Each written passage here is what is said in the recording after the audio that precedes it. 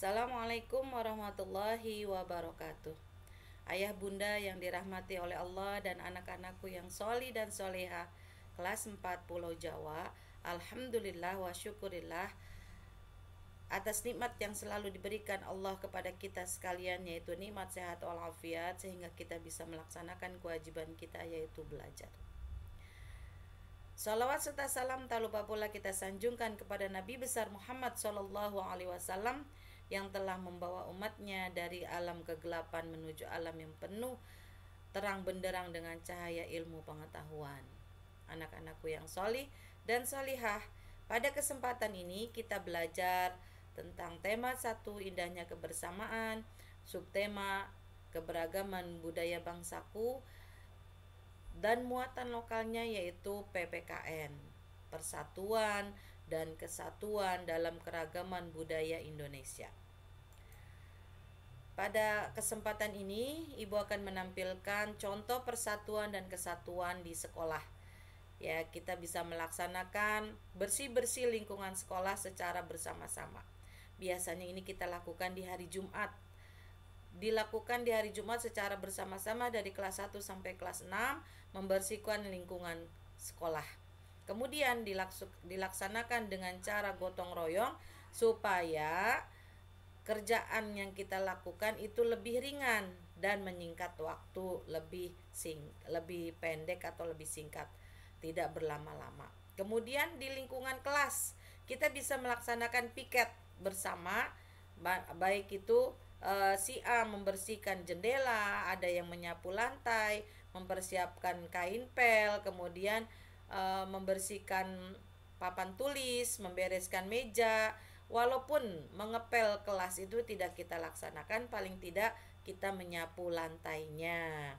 Kemudian selain itu juga kita laksanakan, contohnya dengan cara kerjasama, ya, kerjasama diskusi atau kerja berkelompok, menentukan tugas yang harus diselesaikan dari bu guru dengan cara belajar bersama, menentukan hasilnya bagaimana. Itu juga salah satu contoh dari menjaga persatuan dan persatuan di sekolah.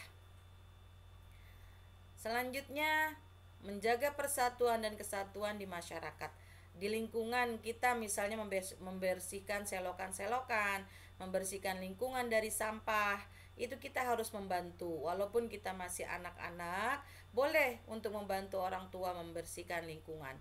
Begitu juga dengan piket ronda, ya, piket ronda boleh kita mengingatkan ayah kita, untuk mengingatkan ayah, nanti malam giliran ayah untuk piket ronda. Dan semua itu dilakukan dengan cara bergantian supaya terasa ringan dan lingkungan juga menjadi aman.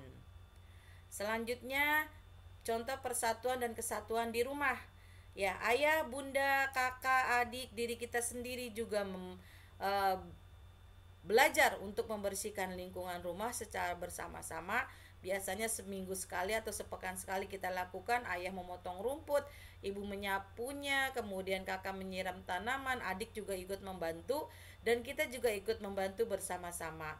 Begitu juga di dalam rumah, ya, kakak membersihkan dari debu-debu yang menempel di lingkungannya, atau di meja, atau di TV, di kursi, dan lain sebagainya. Ibu membantu menyapu lantainya, kemudian adik juga membantu membersihkan debu, ayah membereskan bangkunya yang berserakan yang belum rapi, misalnya seperti itu. Kemudian juga jangan lupa ketika ibu mau memasak, kalian boleh membantu ibu memasak di dapur, baik anak laki-laki maupun perempuan boleh, ya, belajar untuk membantu bunda di rumah, dimulai dari mencuci piring sendiri, kemudian membereskan sayur mayur yang akan dimasak, ya, itu boleh. Siapa sih yang sudah terbiasa membantu orang tua di rumah? Ya, bagus. Itu kebiasaan yang sangat mulia, yang bagus sekali, yang harus dimulai dipupuk dari sekarang, ya. Selanjutnya, macam-macam keberagaman di Indonesia. Adanya keberagaman suku, keberagaman budaya, kemudian keragaman pakaian adat, kemudian di sini ada keberagaman agama. Di Indonesia adanya keberagaman seni tarinya, ya, kemudian di sini ada pakaian adatnya, dan ada juga rumah adatnya, ada joglo, ada rumah Betawi ya, itu ada rumah gadang dan lain sebagainya.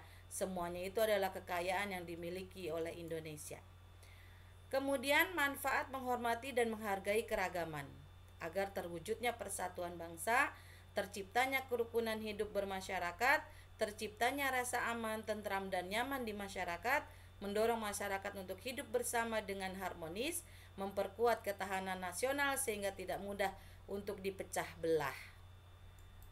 Kemudian, contoh sikap menghargai keberagaman, bermain bersama teman yang berbeda agama baik di sekolah maupun di lingkungan, belajar bersama teman yang berbeda suku, mempelajari tarian daerah lain, mempelajari budaya suku lain, melaksanakan adat istiadat yang berlaku di lingkungan tempat tinggal. Semua ini adalah harus saling menghormati, saling menghargai.